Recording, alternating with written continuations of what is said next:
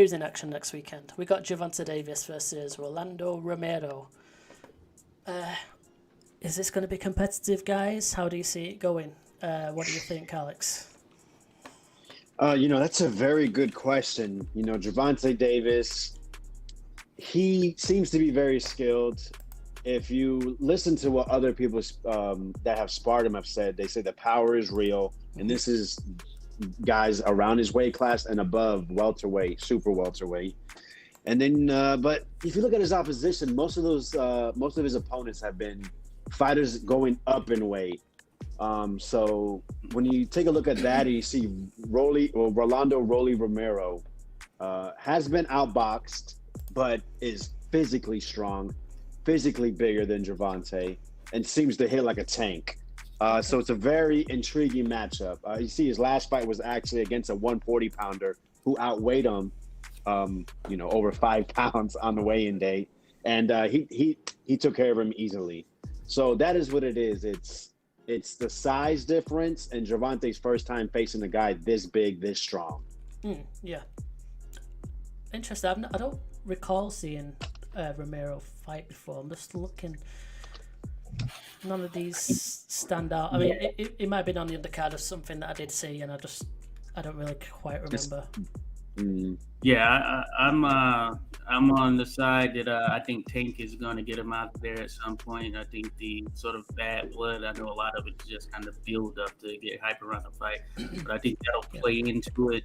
I think Romero is a good fighter. I thought he also lost to Jackson Marinez. You just looked at it from a round by round perspective. I did think he was outboxing that fight. That being said, he does seem to have legit power, and I think this is going to be, of course, his biggest test.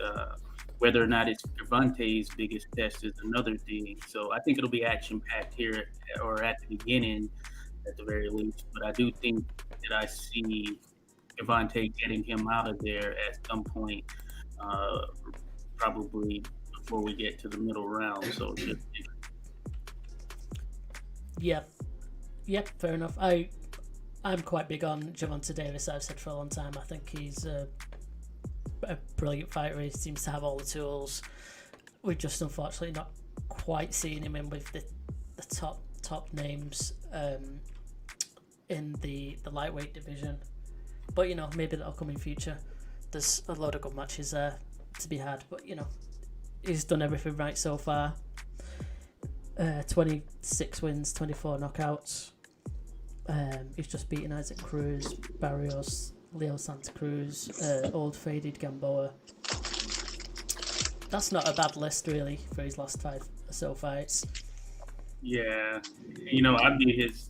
I think Leo's good. In terms of looking at what's Gervonta's best wins, but I really think Jose Pedraza is his best win because of Jose Pedraza at that particular time, and it's still he's one of the slickest fighters in the game right now.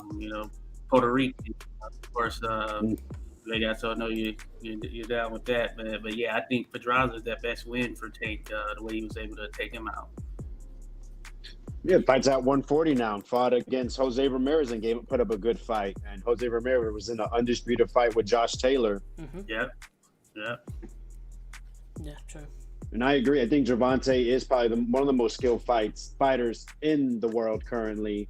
But like I said, there could be something said about the size of the fighters at the time he's fighting them. With Gamboa, it was they said he tore his Achilles early in that fight, and it took him 12 rounds.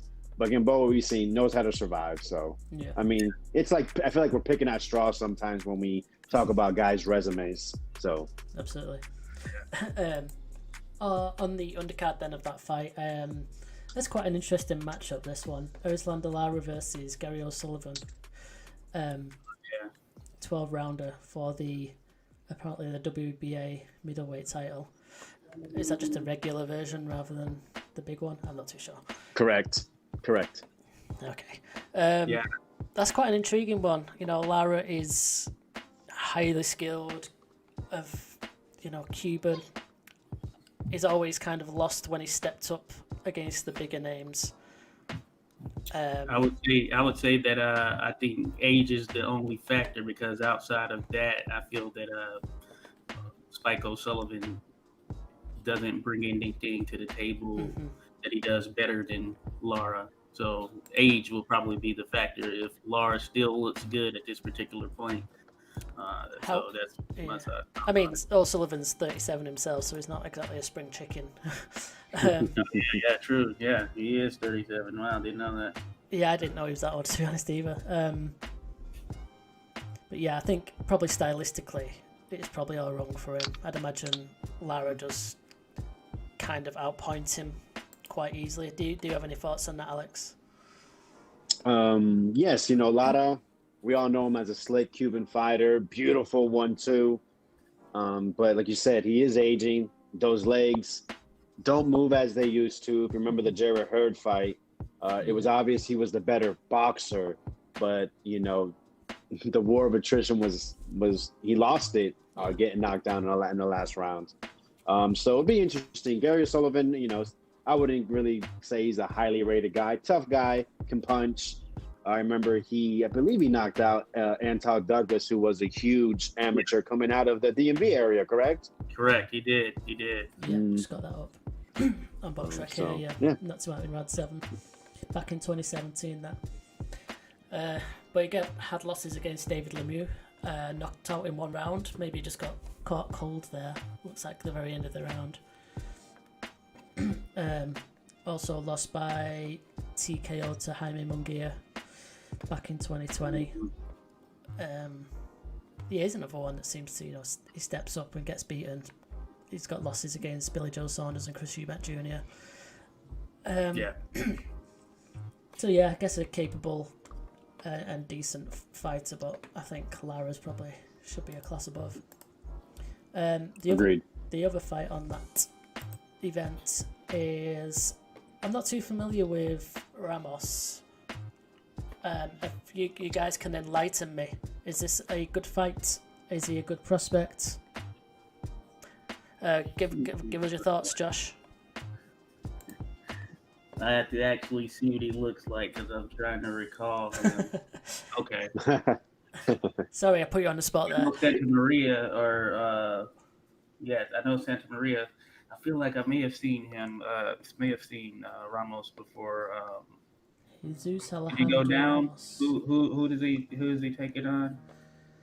I don't think of anybody of note, but his uncle is Abel Ramos, who just fought Santamaria, which was a little bit of a disputed decision. Oh, okay. Yeah, I was watching that one. Okay, so I don't know if I've for sure seen. You know what? I just assumed because he had this, 18-0 record, maybe he's some touted up and comer, but he's only 21, and that's a lot of fights for a 21-year-old already. So maybe he's just kind of got a bit of a padded record. It's fought early in Mexico and then in America.